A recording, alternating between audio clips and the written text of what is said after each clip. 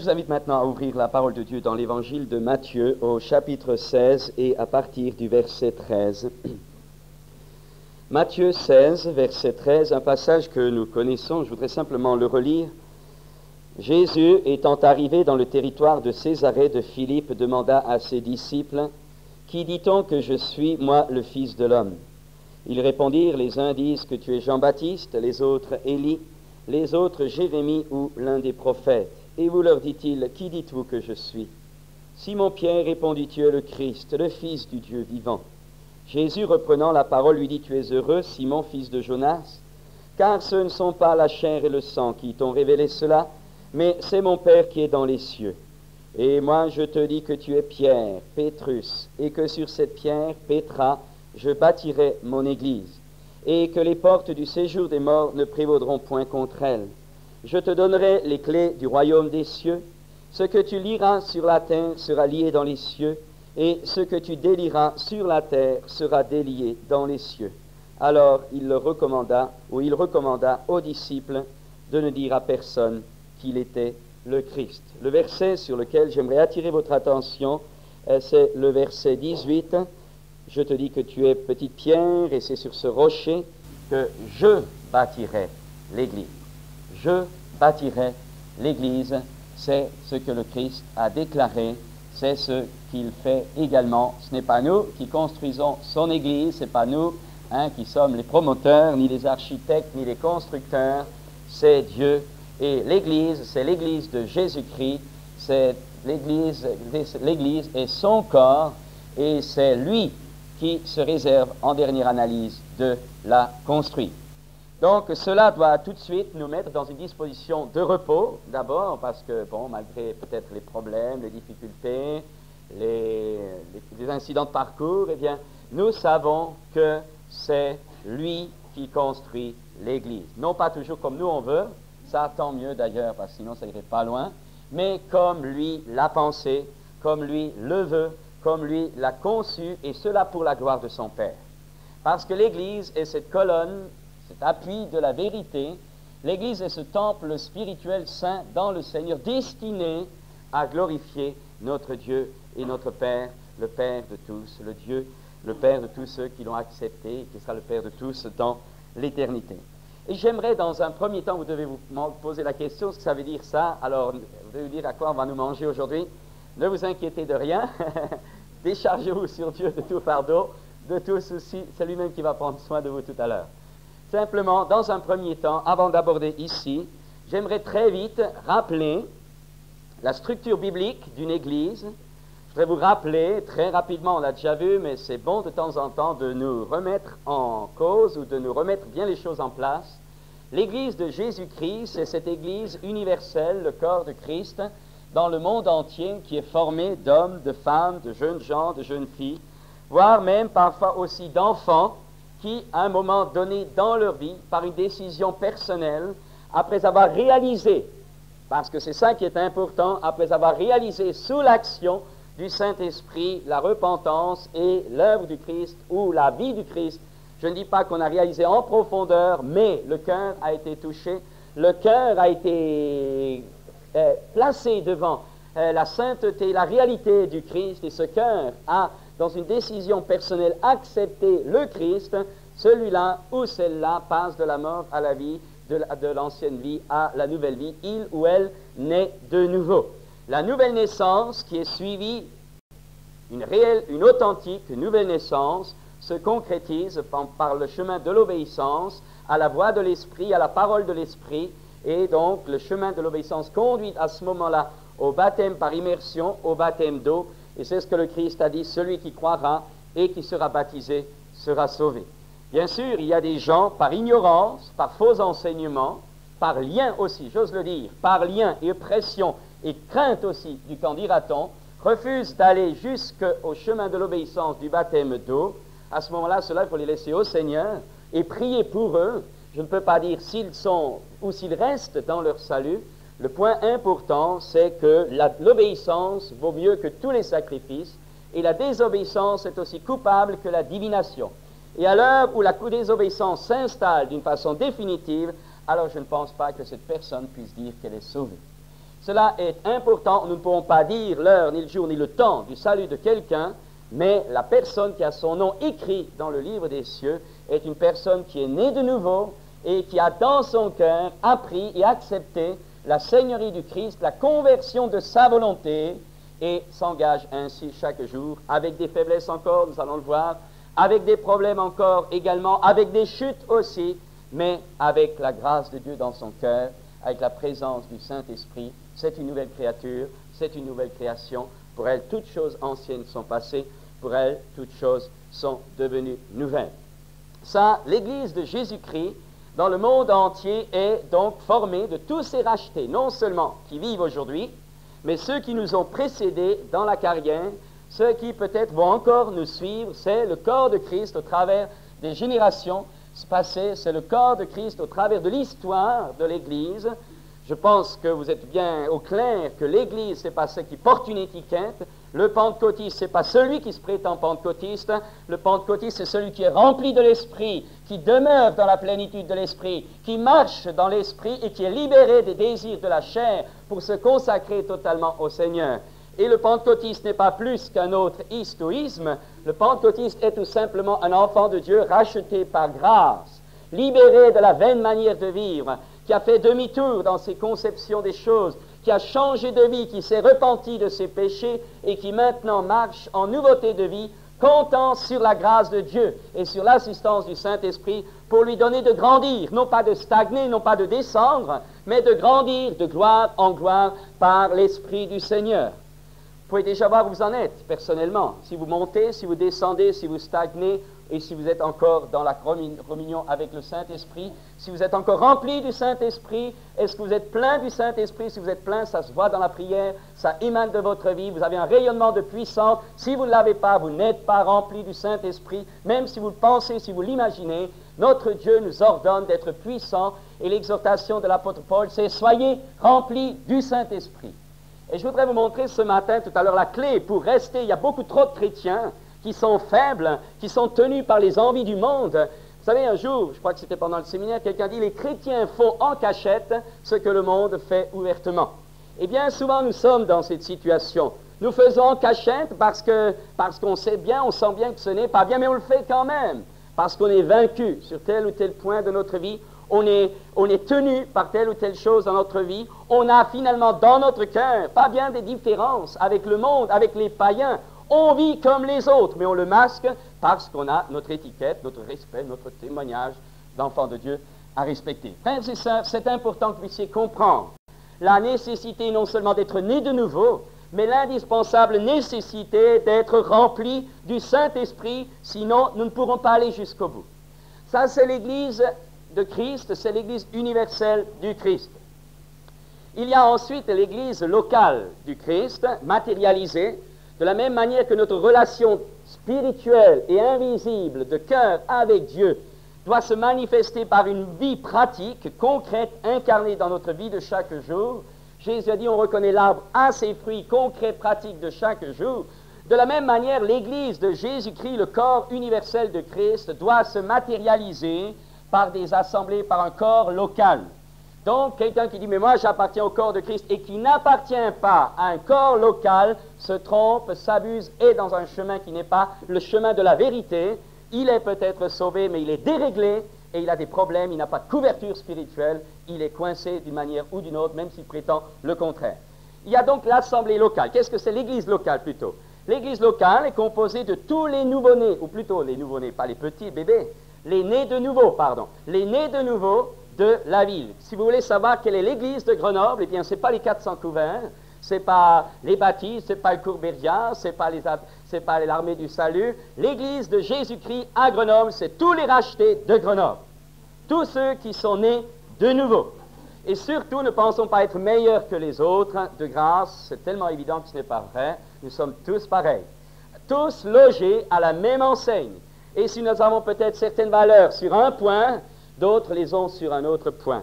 Et le but de Dieu, c'est justement de former ce corps, de l'édifier, de l'installer, de le construire, afin que le positif qui est dans mon frère m'édifie, et le côté positif qui est en moi édifie l'autre. Et c'est ainsi qu'il faut puiser recevoir des uns et des autres pour grandir, pour nous édifier mutuellement dans la crainte de Christ, afin que le corps local du Christ se développe, devienne efficace et puisse spirituellement et dans la puissance du Saint-Esprit intervenir dans les affaires de ce monde. Non pas intervenir d'une façon de la même manière, mais par la prière, par l'autorité que le Seigneur donne à son Église locale. On peut prier pour des autorités de la ville. On peut prier pour la purification des masses médias. On peut prier pour la purification des services administratifs. On peut demander à Dieu d'enlever des gens qui ne doivent pas être à cette place-là. On peut demander à Dieu d'en mettre. Il y a une autorité spirituelle qui est donnée à l'Église locale et qui est donnée aussi aux responsables des églises locales, à tous les frères et sœurs qui sont là en responsable, qui ont reçu charge, qui ont été loin d'une autorité particulière dans les différentes communautés. Et si ceux-là s'entendent, et si là il y a une unité, il n'y a rien d'impossible à Dieu, parce que le Seigneur a donné à son Église le pouvoir de lier et de délier ce qui était sur la terre et dans les cieux. Je voudrais aller plus loin quand même encore, c'est qu'un petit préambule. Cette Église locale, cette Église locale, bien sûr, parce que l'être humain est ce qu'il est, vous êtes, et je suis ce que je suis, c'est-à-dire un homme ou une femme peut-être qui veut, qui aime le Seigneur, mais qui a encore bien des problèmes dans son cœur, bien des faiblesses. La vieille nature, elle est encore là, comme dit Luther. Il a été noyé, le vieil homme, mais il nage bougrement bien. Eh bien, cet homme-là nous joue parfois des tours, le manque de lumière, les divergences d'enseignement, les faux enseignements aussi, les liens spirituels, les attaques du malin, les pièges et les séductions des puissances de division sont là, ce qui fait qu'il y a différentes dénominations. Ça ne veut pas dire que Dieu les rejette, Dieu travaille avec nous, parce que s'il nous rejetait, vous savez, on ne serait pas là. Mais Dieu, bon, c'est un fait, c'est comme ça, mais Dieu ne nous lâche pas, Dieu ne nous abandonne pas, alors il travaille avec son peuple. Et vous avez simplement des divergences secondaires qui sont là entre les différentes églises locales. Je parle église évangélique, je parle de ceux qui sont nés de nouveau, formés d'hommes et de femmes, nés de nouveau par la puissance du Saint-Esprit. Donc ceux-là, ce sont des différentes familles spirituelles où les uns et les autres, selon peut-être la vérité plus profonde qu'ils ont, sont appelés à être un témoignage par rapport aux autres collectivités ou communautés locales chrétiennes, afin que les autres puissent voir le côté positif. Et je voudrais dire une vérité, frères et sœurs, si nous pouvons être en bénéfice et en bénédiction aux autres assemblées évangéliques de cette ville, ce n'est pas tellement de parler du parler en langue et du baptême de l'esprit, mais c'est de le vivre. C'est de le vivre dans une vie équilibrée, c'est de le vivre dans une vie authentique, c'est de le vivre dans une vie de puissance réelle, authentique, pas du mysticisme, pas des dérèglements parfois qui font gémir tout le monde, mais réellement la puissance de Dieu pure, saine, forte et solide. Non seulement la puissance qui nous accompagne, mais une vie établie dans nos cœurs, inscrite dans nos cœurs. Et alors quand les gens voient cela, quand les autres chrétiens voient cela, alors ils en ont envie. Ils en ont envie. Alors on ne discute plus de doctrine, on discute d'expérience nécessaire pour que le peuple de Dieu dans cette ville puisse détruire toutes les œuvres du diable. Ça, c'est donc les différentes assemblées locales avec des responsables. Alors je tiens à vous rappeler que les responsables de l'église de Grenoble, ce sont tous les frères responsables, les pasteurs, les anciens des églises, des différentes églises. C'est ça, le corps des responsables dans une ville. Ce n'est pas seulement nous, ce n'est pas seulement les quelques responsables qu'on est au milieu de nous, il y a aussi les autres. Ils ont une place dans le corps de Christ. Et c'est ainsi qu'il nous faut partager cette vision de l'unité. Ça ne veut pas dire, bon, moi je suis du corps de Christ, alors plus d'assemblée, plus rien. Ça, c'est encore une déviation, une attaque du diable. Non, chacun doit, de la même manière que humainement, chacun doit avoir une famille humaine. Vous avez eu des parents, on se rend compte que le diable travaille pour détruire la notion de famille. Dieu a voulu la famille. Dieu l'a voulu, c'est la base de la société, et le diable détruit la famille, et il détruit la société par ricochet. Et le but de Dieu, c'est de nous faire enlever la notion d'église de nos petits crânes ou de nos cœurs qui n'aiment pas toujours certaines manières de vivre, pour nous détruire ensuite. Et quand Dieu arrive à détruire dans nos cœurs, dans nos vies, dans nos pensées, la notion d'église, il nous a déjà placés sur une fausse route. Cela est réel, et chacun doit avoir, et je vous dirai personnellement, on peut vous dire qui vous êtes selon votre famille spirituelle. Celui avec qui tu t'assembles me démontre qui tu es. Tu t'assembles avec qui est comme toi. Et c'est ainsi qu'il y a les familles spirituelles, l'assemblée locale, formée de frères, formée de sœurs, de différentes catégories des couches sociales, formée de différentes origines, venant au Seigneur, étant venus au Seigneur par des expériences différentes, par un chemin spirituel, un cheminement spirituel différent, mais tous ont été immergés dans le même corps. Tous sont nés de nouveau, reçu le même esprit. Tous ont été associés par le Saint-Esprit.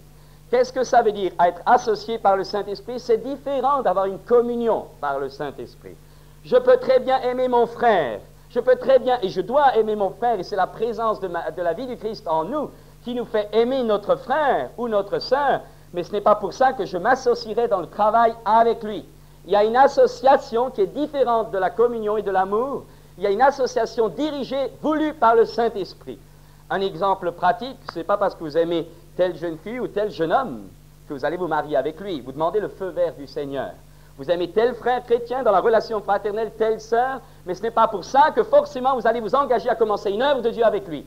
Il faut que cela soit fait par le Saint-Esprit, pas par nos désirs, pas par notre volonté, pas même par un désir de paraître, mais réellement associé par le Saint-Esprit. Et quand cela est réel, quand une église est formée d'hommes, une assemblée locale comme la nôtre est formée d'hommes, est formée de femmes, de jeunes gens, de jeunes filles associées par le Saint-Esprit, c'est fini les problèmes, c'est fini les divisions, c'est fini les querelles, c'est fini tous ces petits renards et grands renards qui divisent, qui brisent la vie des églises. Dans le monde entier, c'est le même problème, parce que les gens vont un petit peu à droite et à gauche. Il nous faut savoir où est notre place.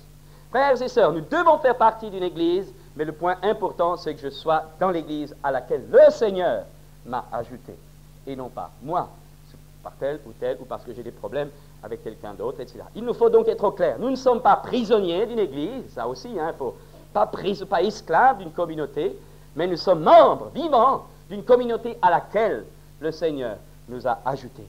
Et nous sommes ainsi associés par le Saint-Esprit. Alors, frères et sœurs, on fonce ensemble. C'est la même vision qui nous anime. C'est la même marche en avant qui nous anime. C'est le même esprit qui nous fortifie. C'est la même joie qui remplit nos cœurs. C'est le même amour qui est là dans nos vies. Parce que le Seigneur nous a associés ensemble, nous a ajoutés comme des pierres vivantes les uns aux autres. Et de la même manière qu'un couple engendré, associé par le Saint-Esprit marche, même dans les moments difficiles, de la même manière, une assemblée locale dont les membres ont été associés par le Saint-Esprit marche, même s'il faut combattre contre toute la puissance des ténèbres. Cela est important, et personnellement, je le dis, si vous n'êtes pas associé, il vaut mieux aller dans une autre assemblée où vous êtes associé, parce qu'ici, vous allez poser des problèmes, tandis que là-bas, peut-être, vous allez pouvoir vous épanouir. Et de la même manière, si quelqu'un d'autre dans une autre assemblée n'est pas réellement à sa place là-bas, s'il sent que... Alors, il peut venir là. Ce qui compte, c'est d'être envoyé par le Saint-Esprit. Et si dans chaque communauté c'est ainsi clair, c'est ainsi purifié, alors l'Église de Jésus-Christ sera belle. Non pas en apparence, évangéliser, c'est bien, mais à l'intérieur de nous-mêmes, au milieu de nous, dans notre cœur d'abord, bien sûr, et aussi au milieu de nous, dans la communion fraternelle. Alors, je voudrais dire cela, donc, et cette assemblée locale, donc, générale de la ville, est ainsi donc partagée en différentes assemblées locales. Et puis, et ce qui est bon, c'est que cette notion individuelle, où nous devons nous édifier, nous construire dans notre assemblée, et que cette vie doit couler au-dehors, je vous rappelle la vie au-dehors comme le dehors au-dedans, une église. Dans ces derniers temps, où Dieu est en train de reconstruire l'église locale, il faut bien en avoir conscience, même s'il y en a qui sont contre, je le dis, vous allez voir dans les années qui viennent, notre base, notre sécurité pour avoir une vie équilibrée, pour être debout face aux problèmes qui rongent les foyers des chrétiens, face aux problèmes qui rongent le problème des vies de chrétiens, d'enfants de Dieu, qui finissent mal, et il y en a beaucoup, de plus en plus. Notre seule sécurité, c'est de construire sur les Écritures et de baser, centrer notre vie sur la communauté locale qui est voulue de Dieu, qui est construite. Mais pas une communauté étriquée, pas une communauté étroite qui ne pense qu'à elle, apporter, non, une communauté ouverte, une communauté construite d'abord sur structure à l'intérieur, mais qui est alors ouverte dans le monde. Le monde peut venir dans cette communauté, il peut y voir. C'est pour cette raison que quelqu'un dit l'église dans la rue et la rue dans l'église. Et c'est ainsi que dans la puissance du Saint-Esprit, on n'aura plus peur que des jeunes de l'extérieur qui viennent infecter nos jeunes. Ce sera l'extérieur qui sera vaincu parce que nos jeunes seront remplis du Saint-Esprit. Cela est indispensable et pour cela, il nous faut la vie, il faut l'unité de l'Esprit. Il nous faut être associés ensemble par le Saint-Esprit. Sans l'Esprit de Dieu, il n'y a rien à faire. Ce sera une belle religion, une belle assemblée, on fera des activités pour attirer le monde, on épatera tout le monde, mais à l'intérieur, nous serons morts, morts, morts, morts et morts encore. C'est ce que dit Jésus à l'église de Laodicée. Cela est donc indispensable. Et cette notion d'assemblée individuelle doit alors non pas être séparée des autres, mais vivre en relation, en fraternité. Et de temps en temps, le Saint-Esprit va nous associer selon la direction, plût à Dieu que ce soit tout le temps, mais on verra quand ce sera prêt. Mais le Saint-Esprit va alors nous associer les uns aux autres pour une tâche précise, pour un travail précis, d'abord dans notre ville et aussi jusqu'aux extrémités de la terre. Et c'est ainsi qu'on assistera à ce que malheureusement on ne voit pas souvent. On ne verra pas un travail d'église, une œuvre ici, une œuvre là, et chacun essayer de racoler le membre ou l'argent des autres, ou puiser dans l'église qu'on souvent renie. Mais on verra justement l'église en relation vivante, les associations, les travaux, les œuvres, les hommes, les femmes, jusqu'aux missionnaires, jusqu'aux extrémités de la terre, seront une émanation vivante, pas une étiquette derrière laquelle il n'y a pas de vie, mais seront une émanation vivante des églises dont ils ont été envoyés. Ça sera la vie, ça sera la couverture derrière ces hommes sur le premier front, sur le front de devant. Mais souvent, vous savez, souvent, c'est cloisonné. Moi, ma petite œuvre, toi, ta petite œuvre, touche pas ici, touche pas là, c'est à moi, c'est à moi. On croit, on proclame qu'on a Christ. En réalité, on vit bien souvent selon la chair. On n'a pas la puissance de l'Esprit. J'aimerais vous le dire, on n'a pas. Il y a beaucoup de chrétiens qui n'ont pas la vie de l'Esprit, qui n'ont pas la puissance du Saint-Esprit, je voudrais vous le dire. Ça se voit quand on chante des cantiques, ça se voit quand quelqu'un parle, ça se voit quand quelqu'un marche, ça se voit dans le zèle que nous exerçons pour le Seigneur. Beaucoup de chrétiens n'ont pas la puissance du Saint-Esprit. On vit sur des expériences passées. On a été baptisé du Saint-Esprit il y a 10 ans. On a été baptisé du Saint-Esprit il y a 15 ans. Mais aujourd'hui, maintenant, dans ces moments, frères et sœurs, est-ce que vous êtes remplis du Saint-Esprit? Est-ce que vous connaissez la revisitation du Saint-Esprit? Est-ce que vous savez par expérience que c'est qu'une puissance de Dieu qui vous inonde de tout votre cœur et de tout votre corps? On en est loin. On en est loin, la preuve. Les chrétiens pensent toujours, bénis-moi, Seigneur, aide-moi. Frère, priez pour moi. Frères et sœurs, ce n'est pas une critique. Mais il faut que ça change ces choses dans vos vies. Il faut que vous deveniez puissants. Il faut, c'est un ordre de Dieu, il faut que nous devenions puissants. Il faut, ce n'est pas un désir, il faut, c'est un ordre. Ton Dieu t'ordonne que tu sois puissant. Non pas la queue, mais la tête. Et ça, il faut que ça bouge dans ces temps de la fin, sinon nous serons submergés. Je vous le dis, dans toutes les églises, il y a des problèmes. Dans tous les groupes, il y a des problèmes. Les jeunes viennent, ils sont pourris, ils ont des vices, ils ont tout. Des foyers en l'air, ils viennent avec leurs problèmes, leurs maladies, tout. Si nous n'avons pas la puissance du Saint-Esprit, nous serons gangrénés et vaincus. Que seul l'Esprit peut te sauver de là. Seul l'Esprit, quand vous prenez, regardez voir. Rien que chez nous, vous savez. Il faut regarder les choses en part. Rien que chez nous, il y a des gens qui ont des problèmes. Ils sont là, ils sont tentés. Ils filent par droite, par gauche. Les parents s'imaginent que c'est les meilleurs. En réalité, ils sont dans les tentations du péché. Il faut la puissance du Saint-Esprit. Sans l'Esprit, on est perdu, frères et sœurs. Sans l'Esprit, on devient une église de tradition. On devient une bonne église pentecôtiste traditionnelle dans laquelle Dieu n'agira plus, ou n'agira que très faiblement, parce que la parole sera annoncée.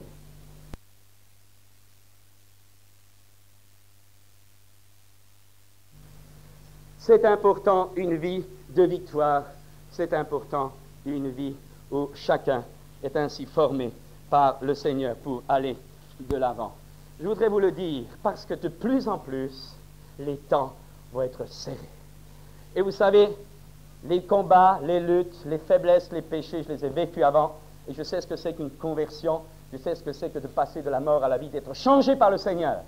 Et vous ne ferez pas avaler que quelqu'un change s'il a la même manière de vivre qu'autrefois. Ce n'est pas vrai. Quelqu'un qui naît de nouveau change.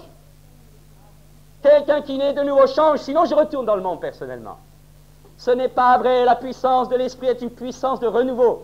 C'est une puissance de guérison. C'est une puissance de transformation. Sommes nés de nouveau ou nous ne le sommes pas? Et c'est là que justement se reconnaît celui qui est né de nouveau par l'action de l'Esprit. Ce n'est pas seulement les sentiments, c'est la vie de l'Esprit qui lui a changé. Il n'est plus esclave des mêmes choses. Il n'a plus les mêmes envies. Il ne vit plus comme le monde. Il a été délivré du monde. Vous pouvez voir ce matin très facilement où vous en êtes. Regardez ce qui remplit vos loisirs. Est-ce que c'est la musique du monde ou est-ce que c'est des cantiques? Très facile. Vous savez, quand un jeune me dit qu'il est rempli de Saint-Esprit, que je vois dans sa voiture des cassettes où il n'y a que les gens du monde, je dis non, non, non, c'est pas possible. Je vous explique pourquoi c'est pas possible. Parce que quand personnellement j'écoute ces trucs pendant un quart d'heure, je n'ai plus la vie de l'Esprit. Alors, vous êtes différent, vous êtes peut-être super spirituel, mais ce n'est pas possible. Je prétends que ce n'est pas possible, à moins que vous me démontriez par vos œuvres que vous avez plus. Mais malheureusement, les œuvres souvent démontrent que vous avez moins, ou que les gens ont moins. Frères et sœurs, il y a un travail de purification qui se fait dans l'Église. Et je voudrais vous rappeler que bien souvent, on évite où on se repose. On dit, je serai sauvé comme au travers du feu. Ce qui n'est pas toujours évident d'abord. Mais deuxièmement, la Bible nous parle d'une résurrection corporelle. Elle nous dit que nous sommes régénérés, sauvés par la foi en Christ, et au jour où Christ reviendra, il nous prendra. Nous irons à sa rencontre dans les airs. Bien sûr, tout le monde dit Alléluia, c'est vrai. Mais il y a une chose qu'on oublie, c'est que notre corps physique corruptible va recouvrir l'incorruptibilité. Notre corps misérable va ressusciter glorieux. Notre corps infirme va ressusciter pur. C'est ça l'œuvre des meurtrissures de Jésus. Mais je voudrais vous dire quelque chose, et je vous invite à y réfléchir dans les jours qui viennent. Je voudrais simplement vous dire que l'apôtre Paul dit « Autre est l'éclat de telle étoile, autre est l'éclat de la lune, autre est l'éclat du soleil, autre est l'éclat. » Et la parole de Dieu, nous n'avons pas le temps d'insister, mais la parole de Dieu permet de dire, frères et sœurs, que nous ressusciterons et que notre corps spirituel aura la gloire de la vie que nous aurons menée sur la terre. Je m'explique. Ne pensez pas, parce que vous aurez une vie enfoncée dans le monde, qu'en ressuscitant, vous allez avoir un corps de gloire extraordinaire. Vous serez au fond du trou, au fond d'un coin, avec une petite lumière. Peut-être sauvé comme au travers du feu, mais pas la récompense d'un corps vraiment glorieux. Et il nous a dit que ceux qui auront enseigné resplendiront. Il y a une gloire.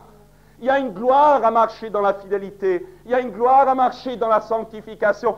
Parce que nous ne travaillons pas pour avoir de bons frigos et pour avoir beaucoup de choses. Nous travaillons pour la gloire à venir. Et l'apôtre Paul a dit, si nous souffrons avec lui, nous régnerons avec lui. Et il nous faut apprendre à renoncer à bien des choses dont nous avons envie. Il faut apprendre à accepter de renoncer à des choses qui nous tiennent. Est-ce que vous êtes libre ce matin? Libre des choses. Est-ce qu'on peut vous prendre ce que vous avez? Est-ce qu'on peut vous prendre les meubles? Peut-être que vous avez mis tout votre argent là-dedans. Est-ce qu'on peut vous le prendre? Est-ce que vous êtes libre ou est-ce que vous êtes attaché? Souviens-toi de la femme de Lot.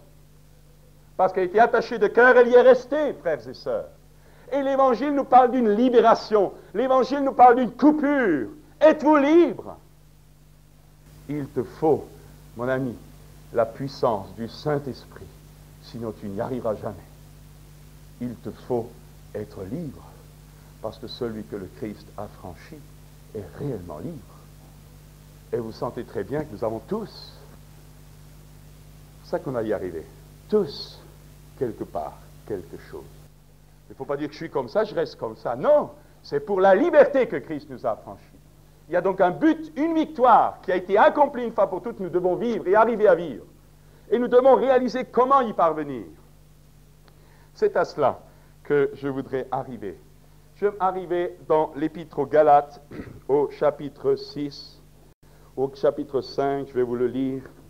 Galates 5, verset 16. Galates 5, 16, je dis donc, marchez selon l'Esprit, et vous n'accomplirez pas les désirs de la chair. Car la chair a des désirs contraires à ceux de l'Esprit, et l'Esprit en a de contraires à ceux de la chair. Ils sont opposés entre eux afin que vous ne fassiez point ce que vous voudriez.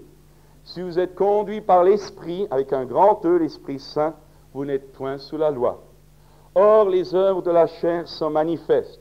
Ce sont l'impudicité, l'impureté, la dissolution, l'idolâtrie, la magie, les inimitiés, les querelles, les jalousies, les animosités, les disputes, les divisions, les sectes, l'envie, l'ivrognerie, les excès de table et les choses semblables. Je vous dis d'avance, et vous n'y changerez rien, je vous dis d'avance, comme je l'ai déjà dit, que ceux qui commettent de telles choses n'hériteront point le royaume de Dieu. On aura beau vous parler de l'amour de Dieu, du sang de Christ, vous y resterez, parce que ceux qui font ces choses, qui commettent de telles choses, n'hériteront point du royaume de Dieu. Il faut donc nous en sortir.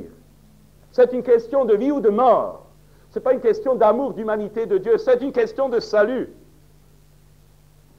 L'œuvre de l'Esprit, mais le fruit de l'Esprit, c'est l'amour, la joie, la paix, la patience, la bonté, la bénignité, la fidélité, la douceur, la tempérance. La loi n'est pas contre ces choses. Ceux qui sont à Jésus-Christ ont crucifié la chair avec ses passions et ses désirs. Et si nous vivons par l'Esprit, marchons aussi selon l'Esprit. Ne cherchons pas une vaine gloire en nous provoquant les uns les autres, en nous portant envie les uns aux autres. Alors, je voudrais parler au travers de ce tableau, je ne sais pas si vous le voyez, je vais peut-être enlever ces fleurs. Vous avez ici, en haut, le fruit de l'Esprit, selon Galates 5. Fruit de l'Esprit, l'amour, la joie, la paix, la patience, la bonté, la bénignité, la fidélité, la douceur, la tempérance.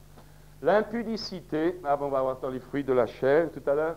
La bénignité se dit aussi, bénignité peut aussi se traduire par bienveillance. Bénignité, la tempérance veut dire maîtrise de soi. Alors, je voudrais vous montrer, d'abord très vite rappeler, bien sûr, l'amour. Bien sûr, nous parlons tous d'amour, hein, mais qu'est-ce que c'est l'amour biblique? Vous savez, je suis parfois étonné de voir qu'on confond souvent l'amour sentimental, humaniste, qui fait que le monde est dans une telle déchéance, avec l'amour divin, l'amour qui n'exclut pas la justice, car tout en Dieu est un même caractère. Vous ne pouvez pas enlever la justice pour réclamer l'amour de Dieu. C'est pour cette raison que Dieu aime tout en restant juste, et pour cette raison qu'il offre le pardon. Dieu nous donne le salut suite à notre repentance. Vous ne pouvez pas vous réclamer de l'amour de Dieu pratique dans votre vie. Bien sûr que Dieu nous aime, il y a un esprit d'amour dans le cœur de Dieu. Mais la matérialisation pratique de Dieu ne peut se faire que si vous respectez sa justice, qui est de croire que Christ a tout accompli et de venir vous mettre au bénéfice de cette croix. Et bien de la même manière, l'amour, si vous voulez, l'amour, on l'a mis à tel, c'est chanté, parlé dans le monde, c'est chanté d'un petit peu de partout, de différentes manières. Mais l'amour biblique, je vais simplement vous montrer comme parfois on est marqué par peut-être notre propre désir. Quand on parle d'une notion de pardon, le chrétien, c'est celui qui pardonne tout le temps. Le chrétien, c'est celui qui ne doit jamais avoir un sentiment de colère envers personne. Le chrétien, c'est celui qui ne doit rien dire. C'est faux parce qu'on est plus spirituel que Jésus. Qu'est-ce que c'est que l'amour, le réel? Pour vous montrer cela, c'est que la Bible nous dit, par exemple, je prends cette parabole ou ce récit où Pierre vient trouver Jésus et qui lui dit, mais combien de fois est-ce que je dois pardonner à mon frère? 7 fois? Alors, tout le monde est d'accord, 77 fois, et tout le temps. Mais vous prenez l'autre évangile, Luc 15, je crois, il dira, si ton frère te demande pardon. Savez-vous que Jésus a dit à Pierre, nous l'avons lu, ce que vous lirez sur la terre sera lié dans les cieux, ce que tu délieras sur la terre sera délié dans les cieux. Il y a des mots. Et un autre évangile nous parle que Jésus dit aux disciples, et Jésus dit à l'Église, ceux à qui vous pardonnerez, il sera pardonné, ceux à qui vous retiendrez leurs péchés, ils leur seront retenus. Alors c'est quoi cet amour de Dieu? Où d'un côté il nous demande de pardonner, de l'autre côté il nous dit que si nous retenons le pardon, il leur sera retenu. Frères et sœurs, c'est qu'il faut comprendre que l'amour de Dieu n'est pas un amour qui ne sort pas, c'est comme des enfants qui laissent tout faire à leurs gosses, ils l'aiment, ils l'envolent dans le séjour des morts. La Bible est claire. C'est pas ça l'amour. L'amour est sage. L'amour de Dieu est juste. L'amour de Dieu ne cherche pas à couvrir pour le plaisir simplement de couvrir, mais l'amour de Dieu couvre quand c'est nécessaire parce que la personne est trop forte, mais l'amour de Dieu sort quelqu'un quand c'est nécessaire de le sortir de là. Il faut le comprendre. L'amour de Dieu, c'est puissant. L'amour de Dieu, c'est pas cette faiblesse-là du cœur, la passivité. Je laisse faire ou j'aime, et en réalité, dedans, ça n'y est pas. Souvent, on dit aime ton prochain, mais dans les dispositions intérieures, on n'y arrive pas. Franchement, je vous le dis, je ne trouve pas dans la Bible que quelqu'un qui fait le mal, quelqu'un qui détruit quelqu'un d'autre, il faut avoir dans son cœur un esprit de pardon. Quand il se repent, il faut absolument qu'il ne reste plus rien. Mais aussi longtemps qu'il est là dans son problème, qui détruit quelque chose, nous ne devons pas être le compagnon du destructeur. Eh bien, frères et sœurs, le pardon, à ce moment-là, Dieu le retient. Je suis convaincu, vous n'avez qu'à expérimenter, faites du mal et continuez à croire que Dieu va vous bénir, je vous dis qu'il va arrêter. Il va arrêter parce que Dieu, stop, on ne perd pas sa filiation immédiatement, mais on perd la communion avec Dieu. On peut attrister le Saint-Esprit. Et il faut comprendre le côté sérieux, il faut comprendre le côté puissant de l'amour de Dieu. L'amour de Dieu ne laisse pas quelqu'un dans ses défauts, dans son orgueil, ou peut-être dans ses... L'amour de Dieu voit qu'il a besoin et elle lui dit peut-être tu as mal agi. Oui, tu as mal agi. Oui, tu as mal agi. Si je me tais, dira Ézéchiel, eh bien, Dieu me redemandera peut-être compte de son sang un jour. Et vous savez, sous prétexte de l'amour, l'Église a souvent démissionné de sa position. Souvent, pour avoir la paix, pour grandir dans la paix, mais alors que Jésus a dit, je suis venu apporter l'épée. Nous devons prier pour la paix. Nous devons vouloir la paix. Nous sommes des enfants de paix, mais jamais au détriment de la puissance de Dieu et de la véracité de Dieu. Pensez les chrétiens, les premiers chrétiens remplis du Saint-Esprit, ils ont eu tout le Sanhédrin à dos. Ils ont eu tout le monde à dos, mais c'était des hommes de paix. Mais jugez vous-même, dit Pierre, est-ce qu'il est juste? Est-ce qu'il est juste? Est-ce que notre amour ce matin est juste? Je ne dis pas agréable, juste. Est-ce que nous sommes justes? Juste, c'est juste, il n'y a pas d'autre mot. Juste avec nous-mêmes, juste dans notre relation avec Dieu, juste dans ce que nous concevons dans la vie et pour l'Église. Juste. Frères et sœurs, si nous ne le sommes pas, nous sommes comme le monde. Mais nous ne pouvons pas prétendre être sous la couverture de l'amour de Dieu. Nous sommes aimés de Dieu, mais nous ne sommes pas en communion avec lui. Ce n'est pas possible. Car notre Dieu est aussi un Dieu de justice. Et l'esprit qui nous anime et qui va être libéré au travers de nous est un esprit de vérité. Vous ne pouvez pas séparer l'amour de la vérité. C'est impossible. La Bible parle d'abord de l'amour, de la vérité pour être sauvé. Et je suis parfois étonné, il y en a qui me tombent parfois dessus parce que telle chose a été dit. Mais est-ce que c'est vrai ou est-ce que c'est faux? Ah, il ne faut pas le dire. Est-ce que c'est juste ou c'est pas juste? Est-ce que c'est juste ou est-ce que ce n'est pas juste? Si ça me fait mal, c'est qu'il y a un problème dans mon cœur et dans ma vie, c'est tout simple. Et il faut comprendre que même si la chose peut être maligne, même mon pire ennemi peut m'apprendre quelque chose. Frères et sœurs, il nous faut peut-être réaliser que Dieu ne tient pas le coupable pour innocent. Ce n'est pas vrai. C'est pour cette raison qu'il a frappé son Fils. Pourquoi? Pour qu'il dise maintenant, allez-y. Non, pour que quiconque se repent puisse gratuitement, alors pleinement, être réconcilié avec Dieu. Et c'est là l'amour noble de Dieu, l'amour juste de Dieu, l'amour parfait, l'amour divin de Dieu. C'est que Dieu aime le pécheur, mais il veut qu'il se repente. Dieu aime celui qui est perdu. Dieu aime la brebis égarée. Dieu aime, oui, il aime, mais pour le sauver, pas pour le laisser comme ça en lui disant, continue, t'es tranquille. Parce que quiconque n'invoquera pas le nom du Seigneur sera perdu. Et quiconque refusera de sortir du fruit de la chair sera perdu. Je vous le dis, comme je l'ai déjà dit l'apôtre Paul, un tel homme n'héritera pas du royaume de Dieu. Il n'y a rien à faire. Vous pouvez regarder, vous pouvez courir, vous pouvez faire aller toutes les réunions conventicules, tout ce que vous voulez, vous resterez dans vos péchés. Parce que seule l'aspersion du sang de Christ, si je marche dans la lumière, me couvre et me purifie de tous mes péchés. C'est ce qu'Israël, quand vous lisez tout l'Ancien Testament, l'esprit des sacrifices, tout ça, c'était clair. Alors on dit le chrétien n'est plus sur la loi, d'accord, mais il est sous la loi de l'esprit. Et on va y arriver. Bon, l'amour, la joie, vous savez, la joie, la paix, ce sont des conséquences. C'est pas, on ne doit pas demander à Dieu la paix ou la joie, on doit demander à Dieu sa présence, et sa présence communique la joie et la paix.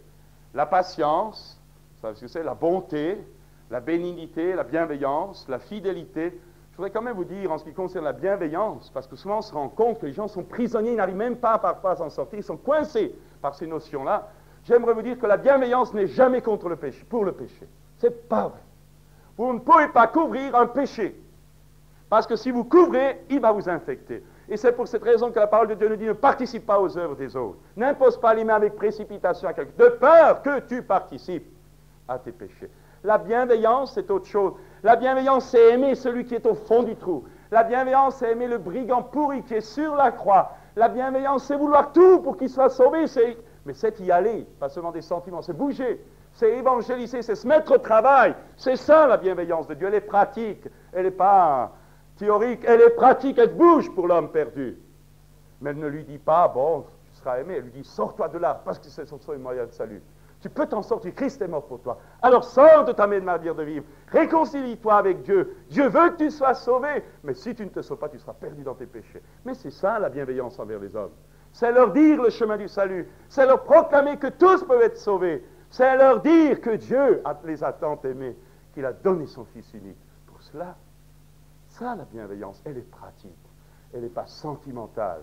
Parce qu'avec des sentiments, on ne fait avancer ni le royaume de Dieu, ni le salut des âmes, ni l'œuvre de Dieu. Bénignité, fidélité. La fidélité, tout le monde, fidélité à Dieu, fidélité à l'œuvre de Dieu, fidélité aux frères et aux sœurs. La douceur, bon, j'ai besoin d'en prendre. Elle est là, c'est un fruit de l'esprit, tout le monde le sait. La tempérance, c'est la maîtrise de soi. Maîtrise de soi, pas seulement dans les impuretés, tous des tentations de manière ou d'une autre, mais maîtrise de soi dans tout. Utilisation de l'argent, utilisation d'autres. L'autre jour, je vous parlais de nourrir l'homme nouveau ou de nourrir le vieil homme.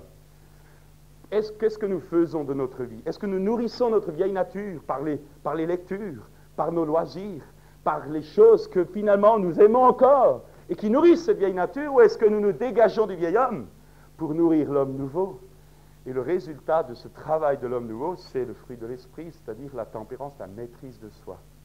C'est un but à atteindre. Mais je voudrais surtout maintenant arriver à la pratique. Ceci, bon, les fruits de l'esprit, je vais donner c'est l'impudicité ou l'inconduite. Ah, le fruit de la chair, pardon. Le fruit de la chair, l'impudicité ou l'inconduite, l'impureté, bon, tout le monde sait, la dissolution ou la débauche, il y a là-bas, pour chaque côté, la débauche, l'idolâtrie, bon, tout le monde sait, la magie, tout le monde sait, les inimitiés, tout le monde sait, c'est les hostilités. Les querelles, c'est les discordes, la même traduction. Les jalousies, les animosités ou les fureurs, c'est la même traduction. Les disputes ou les rivalités, c'est la même traduction.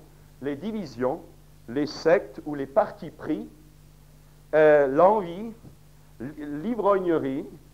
Je dis que si vous buvez plus, au maximum 2 verres, vous êtes en danger. Savez-vous que le Français boit beaucoup trop d'alcool? Excès de table et choses semblables. Excès de table et choses semblables. Savez-vous que si vous vous détruisez par la nourriture, il ne faut pas venir à l'imposition des mains. Il y a des lois naturelles que Dieu a établies, et si vous transgressez ces lois, vous en supportez la conséquence. Et rien, aucune onction d'huile, rien, Dieu veut vous apprendre à obéir à ces lois. Elles ont été faites pour notre bien. Et celui qui les transgresse sera touché. Ah, vous savez, les gens qui boivent, les excès de tout genre. Tout le monde dit que notre société construit sa tombe avec ses propres dents. Nous mangeons trop, nous buvons trop, nous ne tenons pas notre corps en bride. Et quand il nous faut jeûner, on n'y arrive plus. Parce que c'est ça. Je serais curieux de vous demander, je ne peux pas vous le demander pour ne pas vous mettre mal à l'aise, mais je serais curieux de voir dans toute cette salle qui est pleine ce matin, j'aimerais vous demander combien d'entre vous arrivent à jeûner 3-4 jours. Eh oui, vous faites, mais c'est... Oui, non. Bon, il y a peut-être des raisons médicales, je ne veux pas rentrer dans ces conditions-là, je parle de ceux qui prétendent être dans la force. Combien de fois vous jeûnez? Même un jour, matin, midi et soir, jusqu'au lendemain. Pas après à 10 heures du soir, après. Le lendemain, 3 repas. Je voudrais tout de suite vous dire que sauter un repas, ce n'est pas une grande œuvre. Les inconvertis le font souvent. Quand il y a des gens qui ont travaillé, qui parfois sautent 2 repas pour la notion du travail. Il n'y a rien de particulier.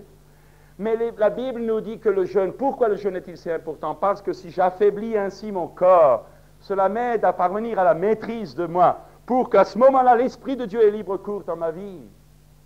Et vous comprenez, s'il n'y a pas de puissance de notre vie, c'est parce que nous sommes coincés par notre corps. C'est simple, c'est clair, nous sommes prisonniers de nos appétits physiques. Et on est incapable de s'en sortir. Frères et sœurs, il faut se réveiller. Je vous le dis, de plus en plus, il y aura des gens possédés. De plus en plus, il y aura des gens dans les problèmes. De plus en plus, il y aura des gens avec le cœur malade, des foyers en l'air. De plus en plus, il y aura des couples qui n'iront pas. La pression du malin et de la société ira de plus en plus fort. Et si vous n'êtes pas debout, vous descendrez. C'est important de le comprendre. Et je voudrais profiter pour faire un appel. Et quand on me dit parfois il faut attendre tout le monde, non, on ne peut plus attendre tout le monde. Que celui qui se souille encore. Que celui qui se sanctifie, eh bien qu'il se sanctifie. Frères et sœurs, je vous appelle sincèrement de la part de l'Esprit. Et je pense que dans ces mots, j'y avais pas pensé, mais c'est un appel de l'Esprit pour chacun d'entre vous. Redressez-vous. Redressez-vous, parce que ou vous aurez le flambeau, ou vous aurez le jugement de Dieu sur votre vie. Redressez-vous dans votre vie, plus de pitié avec vous-même, plus de fausses persuasions, plus de fausses illusions. Ton Dieu t'ordonne, dans ce monde si difficile, que tu sois puissant, et c'est Dieu qui veut le faire. Mais il faut se lever. Frères et sœurs, il faut se consacrer. Regardez dans votre vie où vous êtes coincé. Regardez les loisirs, regardez certaines choses qui vous tiennent aux dépens de l'œuvre de Dieu, aux dépens de la vie de Dieu, aux dépens du service de Dieu. Qu'est-ce que vous mettez en premier dans tel jour? Qu'est-ce que vous mettez en premier quand il y a un travail à faire pour le Seigneur? Ou est-ce que c'est votre famille? Ou est-ce que c'est vos relations? Ou est-ce que c'est le plein? Est-ce que c'est le repos? Mes frères et sœurs, Jésus cherche des hommes et des femmes qui acceptent de l'aimer plus que leur propre famille. Je le dis, c'est biblique. Ce n'est pas parce que souvent on a ignoré la famille que maintenant il faut tomber dans l'inverse, comme certaines parutions. Non, Dieu parfois demande de mettre sa propre femme sur l'autel. C'est nécessaire pas de les abandonner, mais que le Seigneur passe en premier. Sa femme, son mari, est-ce qu'il est en premier? Alors la Bible vous dit c'est une idole. C'est une idole. Est-ce que votre mari est une idole pour vous? Est-ce que votre femme est une idole pour vous? Les idolâtres n'hériteront point du royaume. Est-ce que vous êtes vaincu ou est-ce que vous êtes vainqueur? Il faut que vous vainquiez, il faut que vous triomphiez, parce que l'Apocalypse le dit, Jésus le dit, celui qui vaincra, je le ferai asseoir sur mon trône. Et aucun ne peut dire qu'il n'y arrive pas. Bien sûr, vous n'y arriverez pas par vous-même, mais c'est pour cette raison. Maintenant, il faut quand même que je m'arrête. Je vais en arriver à la conclusion, qui est très importante. Et je vous demande pendant 2 minutes de réfléchir et que le Seigneur ensuite vous aide. Nous avons tous des luttes, nous avons tous ici des faiblesses, depuis les plus jeunes jusqu'aux plus âgés. Vous ne faites aucune illusion, je les connais comme je connais les miens. Hein? Alors donc, et ce que je veux simplement vous dire, c'est qu'il faut s'en sortir. Il faut que nous nous en sortions. C'est une question de vie ou de mort, c'est une question de mise à part, c'est une question de la gloire de Dieu, c'est une question des saluts des âmes, et c'est une question d'honnêteté envers le monde, et de loyauté envers tout le monde.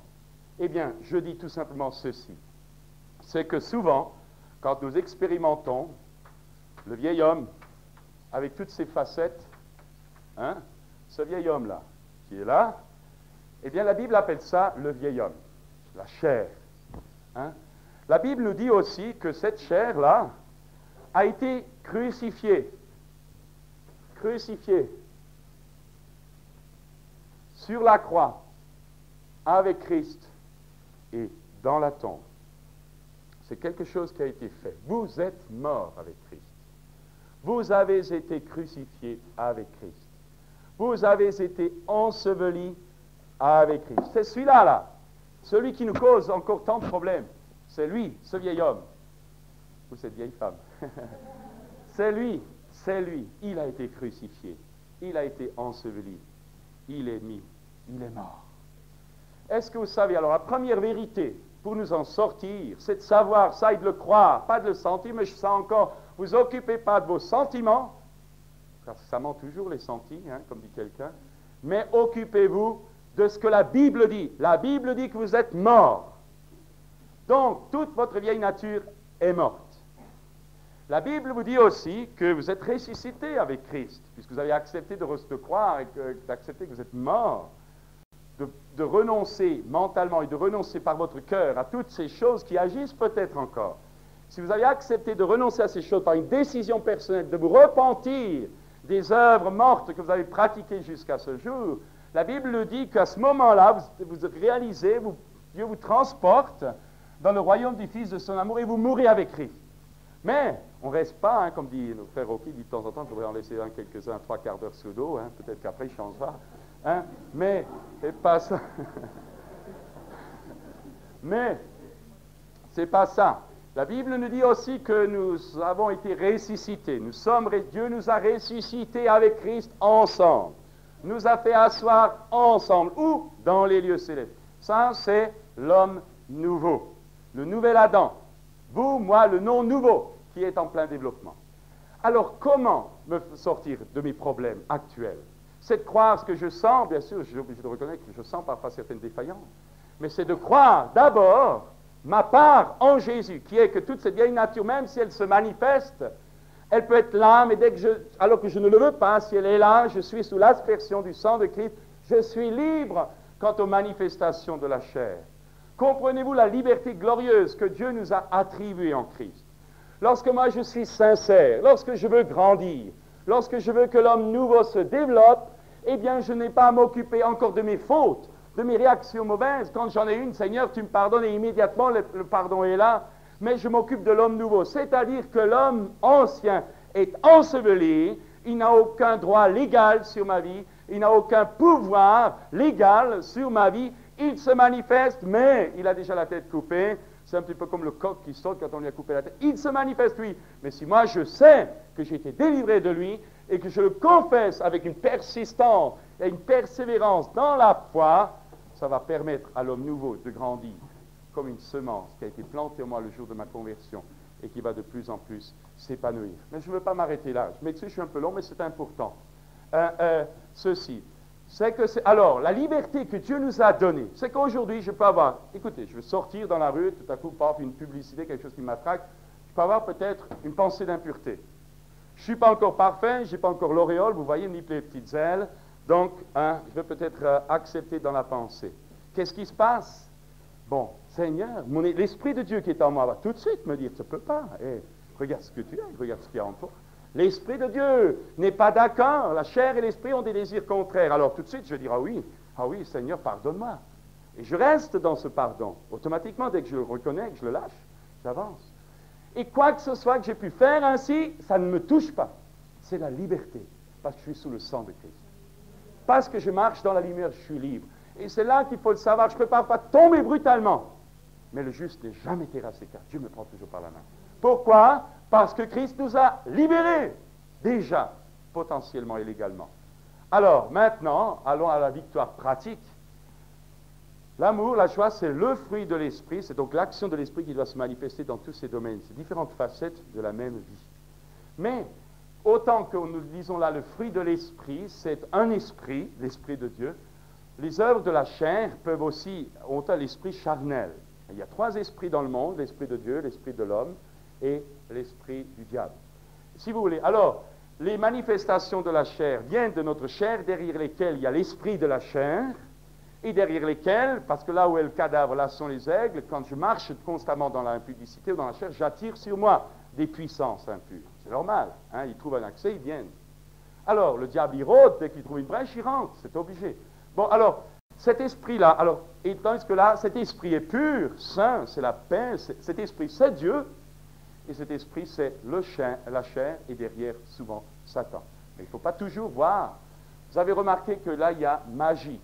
Or, dès qu'on parle de magie, nous pensons tout de suite qu'il y a des démons. Non, la Bible dit que c'est la chair au départ. Il n'y a pas forcément quelqu'un qui pratique la magie, il n'a pas forcément démonisé de suite. C'est une œuvre pas des démons, c'est une œuvre de la chair. Mais si je m'installe dans ces choses, je peux alors attirer des démons sur soi. C'est pour cette raison qu'il ne faut pas toujours voir des démons. Mais, je vais continuer. Alors, cet esprit-là, alors quel est le moyen de s'en sortir? La Bible dit, marchez selon l'esprit, et vous n'accomplirez pas les désirs de la chair. Alors, marcher selon l'esprit, c'est faire ce qu'on appelle la loi des oppositions. Si, et je vous propose chez vous, quand vous rentrerez chez vous, vous pourrez le faire avec un stylo, je n'ai pas le temps de le faire maintenant, quand vous êtes attaqué par la chair sur l'impudicité, alors l'esprit de la chair, qui est l'impudicité pour ce moment pour là, vous marchez, vous, non pas selon cet esprit, qu'est-ce que vous allez chercher? L'autre esprit, vous allez faire la loi des contrastes. Vous allez chercher là-dedans, qu'est-ce qui correspond à l'inverse de l'impudicité ici? Peut-être voir la tempérance, maîtrise de soi. On peut aussi avoir l'amour, parce qu'infidèle, ça peut briser. Et là, si vous voulez, par différentes manifestations de la chair, vous pouvez retrouver plusieurs points du fruit de l'esprit qui neutralisent ce point-là. Et c'est là que je voudrais vous apprendre une lumière, une possibilité. C'est que la loi des contrastes. Là où il y a une manifestation d'impudicité, moi je dois faire le contraste, c'est-à-dire marcher selon l'esprit de la tempérance. Je ne m'occupe pas pour lutter contre l'impudicité, je m'occupe de me revêtir de la tempérance, de l'esprit de tempérance. Je fais le contresens de l'esprit qui m'attaque, je prends l'autre esprit. Je marche selon l'esprit de Dieu et non pas selon la chair. Et là, vous pouvez préparer chez vous, tranquillement, par exemple, je prends jalousie, qu'est-ce que je peux prendre? Les sectes, l'envie, l'ivrognerie, les excès de table. Restons simplement sur l'ivrognerie, les excès de table. Un point qui est la tempérance encore. Mais vous pouvez prendre plusieurs. Il y a la bienveillance entre notre propre corps, peut aussi être un signe de tempérance. Hein? Ou la bonté, par exemple, dans les animosités, bonté, bienveillance, tout ça. Et vous prenez une feuille comme ça et vous tracez un trait. Par exemple, je vais prendre ici excès de table, vous voyez, et tempérance, je vais les joindre. Hein? Là, comme ça, vous joignez ça, ça vous fait un groupe. Alors, vous pratiquez la loi de l'opposition spirituelle. Alors, pour l'opposer à cet esprit-là, il y a cette manifestation-là, vous pratiquez la marche de l'esprit de la tempérance. Bon, s'il y a des disputes, bon, hein, on arrive au problème de la paix. Hein, et on trace ici. Mais vous pouvez aussi la paix, vous pouvez aussi avoir la bénignité, vous pouvez avoir la bonté. Ce sont des esprits. La paix, la joie, la fidélité, hein, il y a plusieurs points, la douceur. Vous voyez, il y a tout un programme. C'est la loi des oppositions spirituelles. Hein? Et d'une manière ou d'une autre, et j'aimerais là, vous savez, je ne prétends pas vous donner une leçon, là, hein, parce que je crois que je suis comme tout le monde, hein, peut-être pas pire, mais autant. Hein. Alors, je veux simplement vous dire cela, c'est que vous, selon que vous répondez à cet esprit-là par le même esprit, vous êtes vaincu. Et selon que vous couvrez cet esprit-là et que vous répondez à cet esprit par l'autre esprit, vous êtes vainqueur. C'est la loi des oppositions. Alors, il faut changer d'esprit. Et à fur et à mesure que vous pratiquez cette opposition d'esprit, la réaction de l'esprit de l'un par rapport à l'action de l'autre, à fur et à mesure, vous grandissez de gloire en gloire par l'Esprit du Seigneur pour que cette position en Christ soit pleinement matérialisée au milieu de nous et en chacun de nous.